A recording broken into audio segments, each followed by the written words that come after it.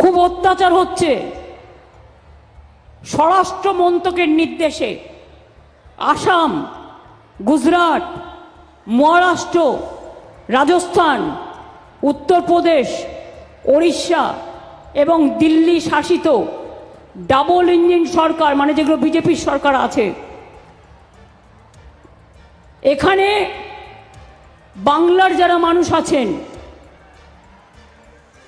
যারা কাজ করতে গেছেন দীর্ঘ 20 বছর ধরে, 25 বছর ধরে, আমাদের সময় নয়, কেউ 6 সালে গেছে, কেউ 7 সালে গেছে, কেউ 8 সালে গেছে, তাদের রেশন কার্ড আছে, তাদের আধার কার্ড আছে, তাদের জমির পাট্টা আছে, কিন্তু তা সত্ত্বেও জোর করে তাদের ডিটেনশন ক্যাম্পে আটকে রাখা হচ্ছে এবং তাদের থানায় থানায় নিয়ে গিয়ে ঘোরানো হচ্ছে।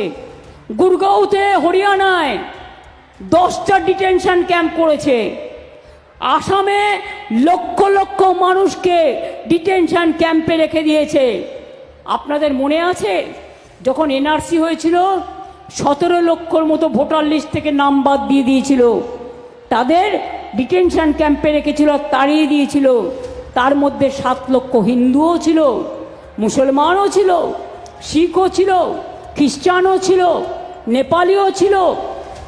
মনে রাখবেন, ভুলে যাবেন না। আজকে প্রত্যেকে ভোটার লিস্টের নাম তুলবেন নতুন করে। নতুন করে ভোটার লিস্ট তোলার নামে এনআরসি চালু করার ব্যবস্থা করা হচ্ছে।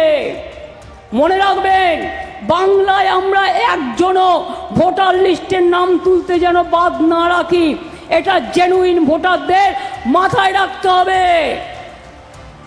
কেউ বাদ দিলে প্রতিবাদ করবেন, বিএলওকে বলবেন যে কেন বাদ গেল, জবাব দাও। আমি জেনুইন ভোটার, আমার ভোট বাদ গেলে আমি কিন্তু ছেড়ে কথা বলবো না। এটা আমার সাংবিধানিক অধিকার, আমার গণতান্ত্রিক অধিকার।